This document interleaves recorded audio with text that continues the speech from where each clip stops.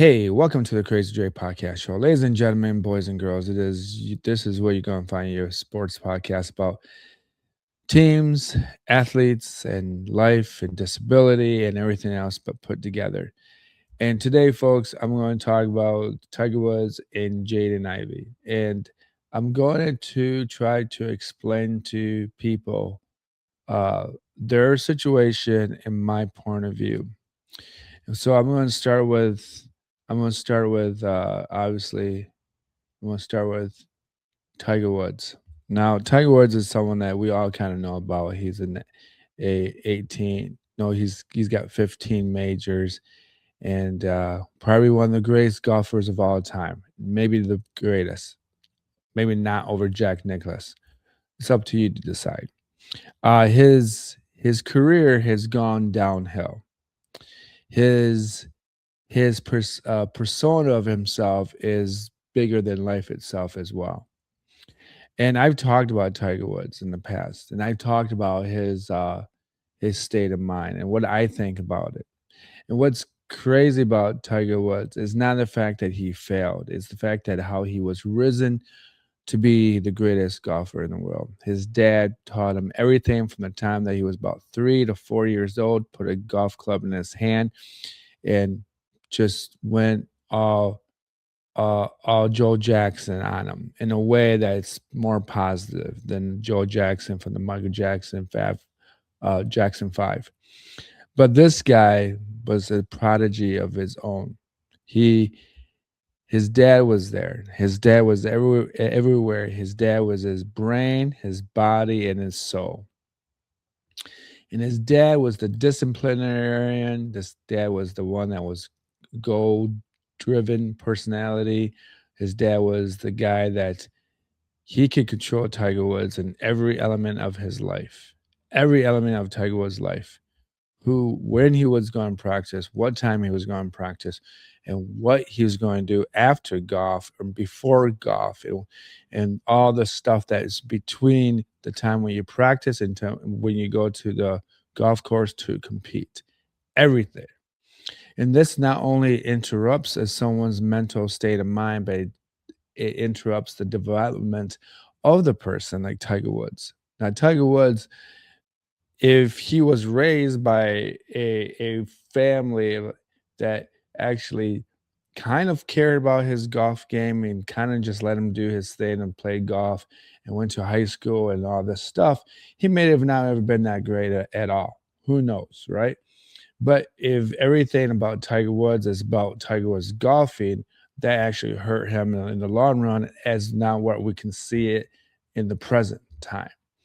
So, for example, if his dad knew that Tiger Woods was a great golfer and he wasn't that father who was going to watch Tiger every second of every day, every month, every minute, Tiger Woods would have developed better, maybe because he would have gone out with people his own age. He would have gone out to occasions with other people. He would have been in the circumstances where he could not get out of a bad situation. Okay. What I mean by a bad situation, it doesn't mean he's going to get arrested. It just means that you got yourself in trouble and now you got to get yourself out of trouble. And that's what teenage years are very much for everybody. Everyone goes through those teenage years. Some people go to the deep end and they don't want to get out of those bad times, and some people just learn from the mistakes. I can tell you this: when I was in my teenage 20-year-olds age level, when I was in my 20s and my late teens, I drank a lot and I smoked weed with my friends.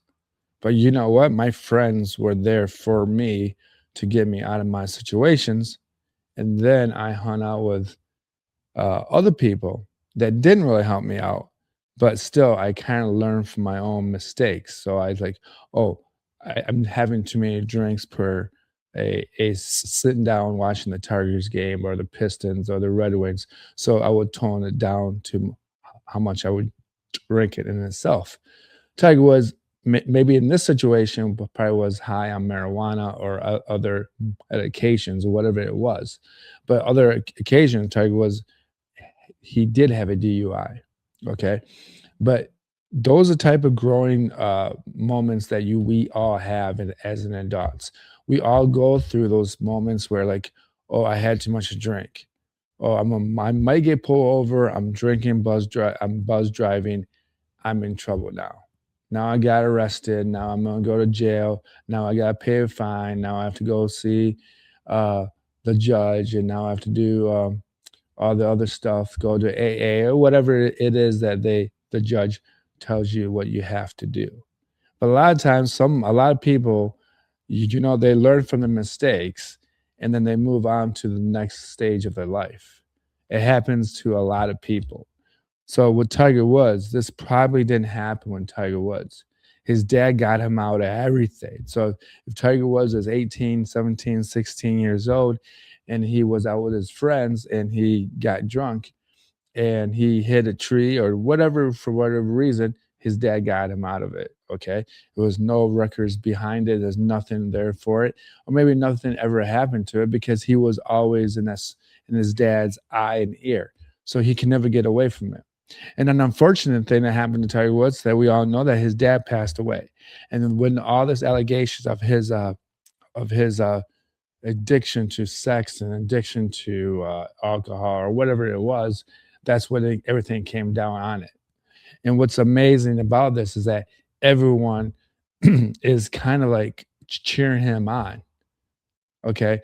And I get it. He has back surgery for the seventh time in the last how many years that he has had it done, and he has knee surgery. He had a knee surgery over an accident that happened a couple of years ago, but no one's actually helping him out. And then one thing that you have to understand about people like Tiger Woods, he can go to some people for help, but he doesn't feel like he should have to because his father told him that you have to do everything you own. Everything about you, you are the best player, best person on this planet. And for you to ask for help in the in the right way, it shows weakness. And another thing that could be the problem with Tiger Woods is the fact that he has no significant other to actually relate to his issues. Now, yes, he's dating or he dated Trump's granddaughter or whoever she is. I don't even know who she is, but it's a relation to President Donald Trump. But that's not in the same plateau. That's not in the same plateau. She cannot relate to Tiger Woods because she's relatively very young and probably never is not an athlete and never had to exceed to that moment. And this is kind of what's happening to a lot of men. We don't have that significant other of the opposite sex to actually carry on to the next stage of our lives. And that next stage of his life will be his senior citizenship. Senior citizen. I don't know why I say citizenship, but his seniorship. So this is something that a lot of people, and not just Tiger Woods, a lot of people, a lot of men who are in their 40s, counting myself, we don't have that girlfriend or that wife that will be with us forever until the day that we die. We're not the baby boomers. We don't have baby boomers were taught to to fight through their problems, to get along, to work things out. And when you get to old age, you die together, or you die with someone knowing that someone loved you as you dying in the hospital or hospice and all that. But a lot of guys like Tiger Woods, a lot of guys like me, I have different circumstances than Tiger Woods. I I don't have a a addiction for sex or alcohol or substance, but I'm disabled. I know that women are not going to choose me first and say I'm going to stay with you forever. That doesn't happen. And for him, he can't. I can't imagine being a person with that much excel that he can't find a girl that cannot that can relate to his issues in life. Like people like Tiger Woods should date other women who are very successful in their plateau of their athleticism or business and all that, and then they grow together. That's why That's why the base income is always based on what you are. So if you're wealthy, you go and date or marry a wealthy person. If you're poor, you most likely marry a poor person. They tell me that because I'm disabled, I should marry a person with a disability or a girl with a disability. It's just honest and true. That's how it's set to pace. And unfortunately for Tiger Woods, this is a situation that I don't even know anyone that can help him out. I mean, he can't go to his ex-wife. He can't go to ex-girlfriends. He's got over 120 ex-girlfriends, and now he's being labeled as a womanizer. So none of these women will ever take him seriously. So he can't go to someone of the opposite sex and say, "I messed up. I need you to pick me up. I'm high as a kite. I don't know what I was thinking. Can you pick me up? I'm on the side of the road in Florida, whatever." That doesn't that's not going to be in his plateau. So this mental illness for a lot of guys, it's really happening. And Tiger Woods is a good example of what it's like to be almost a normal person because he's not an athlete every day, but get himself in trouble. It's kind of like live TV. A lot of guys out there are can relate to Tiger Woods. They got into DUIs, they got into substance abuse, they flipped a car. They're they got that photo of themselves all looking crazy uh, for uh, for the cop shop, right? The mugshot. I mean, he clearly looks high, and unfortunately, it's just too bad for this guy. And I think that people really should there's two things I'm going to take away from this. Two things. One thing, I think people should stop worshiping him as a great athlete. I know a lot of 40-year-olds and 50-year-old guys who grew up in his generation are doing it right now. Oh, Tiger Woods, he can't do wrong, blah, blah, blah. Oh, I'm here with you, Tiger Woods. No, you're not. If you were with Tiger Woods, you would have been his best friend 40, 20 years ago and now today. So I think one, you have to stop worshiping this man as a Greek god, and two, I think that we should stop persecuting him for being substance issue problems. A lot of people are very much enjoying him to fail, enjoying him to see him suffers, enjoying him see him uh, in a state of mind of defeat. I think that's something that you should really uh, consider not doing because that's not great character for anything else in the world. And then I'm gonna also uh, going from this guy to the next. I'm going to talk about Jaden Ivey, um, Detroit Pistons draft pick a couple of years ago, number 5, was supposed to be a great uh, uh, partner to Kay Cunningham, and we traded him. He had knee surgery done a year and a half ago, and he came back this year. Uh, but he's not the same. His knee still hurts. Everything else is just bad. And then we traded him to the Bulls. The Bulls then decided that they were going to shut him down for the rest of the year. And then he out of his way. I don't know the really circumstances that I think he just went on a rant against the LBGTQ plus. And I think that people, there's two things that you have to take a look at this. One, he spoke his mind, and regardless if you think he's right or wrong, he spoke his mind.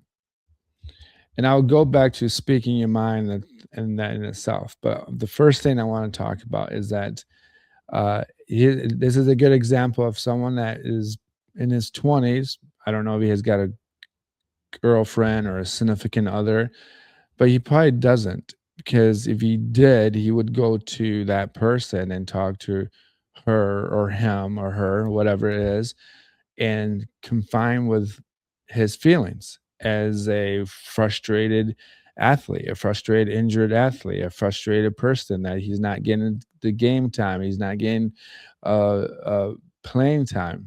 He I just feel like his attitude, and I think even JB Bickerstaff uh, and the Detroit Pistons kind of saw this coming, and this is why they traded him. This is why they told him in December of 2025 that his minutes were going to be shrunk down to 8 to 9 minutes because of his attitude. Now, I don't think it had nothing to do with his uh, LGBTQ plus comments and his own mindset at the time. I think his attitude was that he maybe not didn't train hard enough or didn't get better fast enough or anything like that. And I think a lot of guys like him, they as soon as adversity happens, something bad happens to you. You take it two ways. You either try harder, you get better, and then you make it on the team, or you make it in life, or you do the opposite. Or you do the opposite. You feel sorry for yourself. You didn't train hard enough. You didn't do anything that you're supposed to do. And then you become a spiritual guru and then go on a speech against the LGBTQ plus. Now, I'll tell you this. Now, in my generation, we just always had people who were gay. And then it was no big deal. We had Richard Simmons, we had Larry Richard, we had George Michael, we had Boy George, Elton John, Freddie Mercury. Those guys were always there. And we didn't really agree with them, their lifestyle, but we didn't have to disagree with their lifestyle because they didn't make it a big deal. The only reason why it was a big deal is if someone ranted against them for their lifestyle. That's the only reason why that's the only reason why it was a big deal.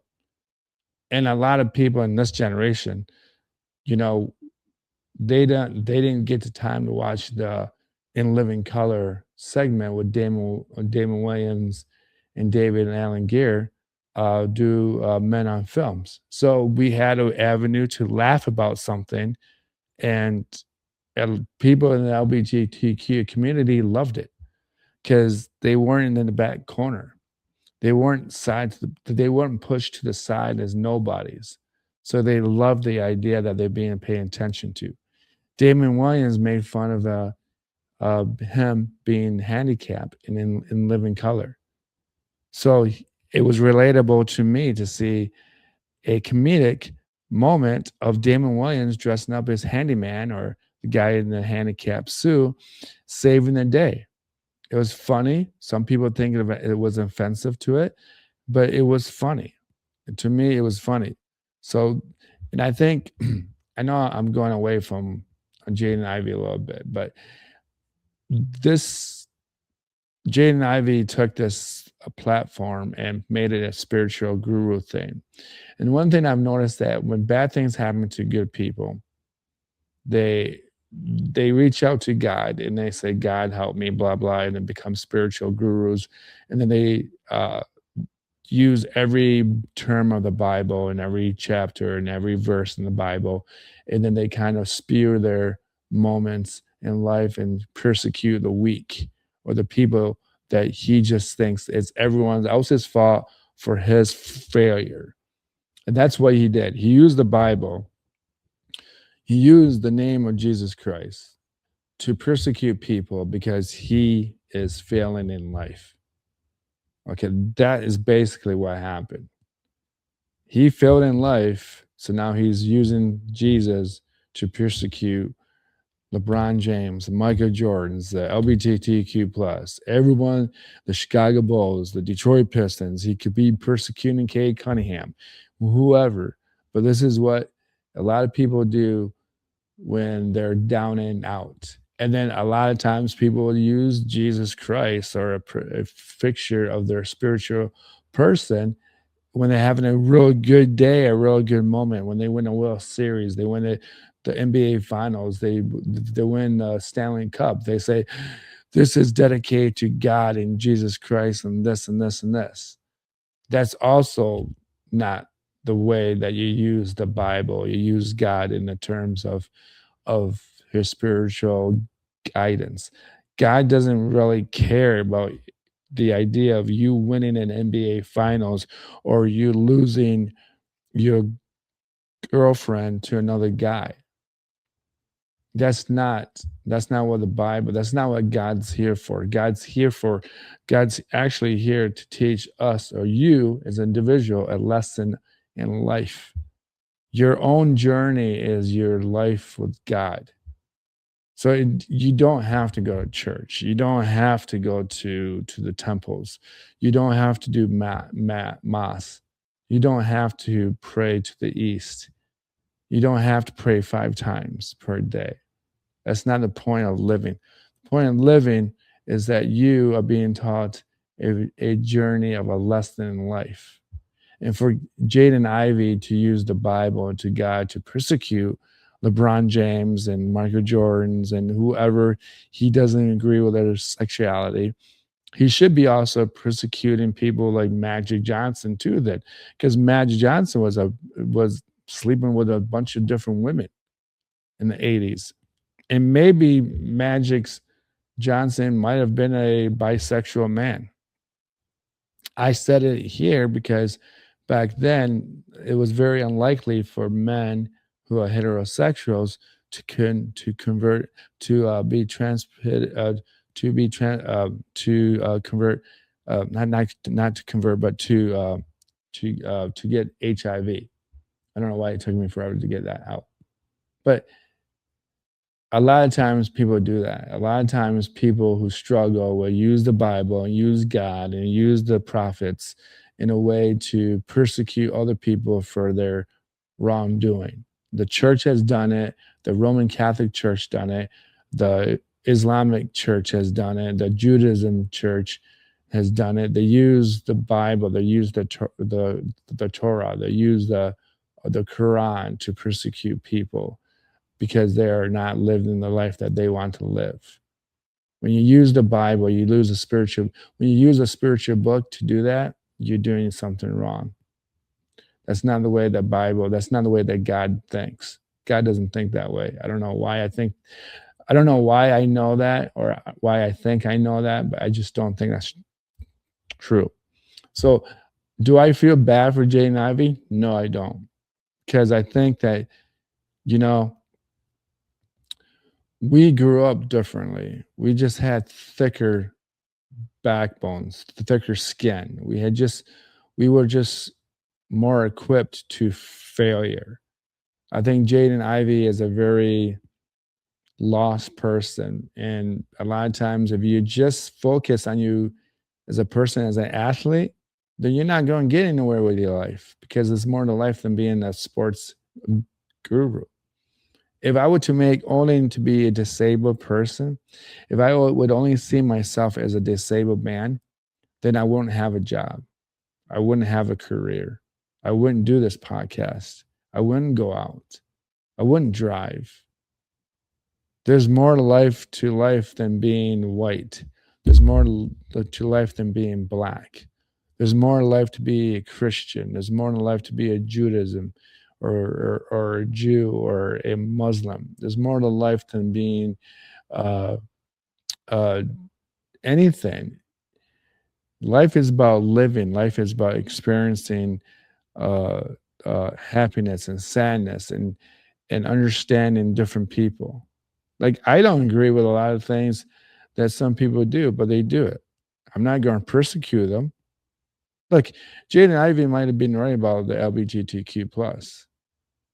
He might be right that he doesn't agree with homosexuality, and he has every right to. You know what? And I sometimes, sometimes I agree with him too.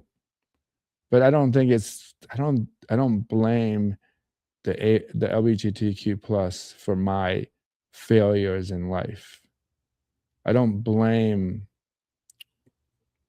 I don't have a care in the world to persecute people that I think that maybe God or Jesus or prophet or any prophet thinks that they're living a less life. That's not my job. That's God's job. Allow God to deal with that. If someone is living a life that I don't agree with, it's up to them and God. Maybe God created them that way to show them there's other ways of life. I don't know why. God created me disabled because I might have been a horrible person when I was in my other lifetime. I could have been a real bad I might have been a real horrible person in my past life. I'm being honest.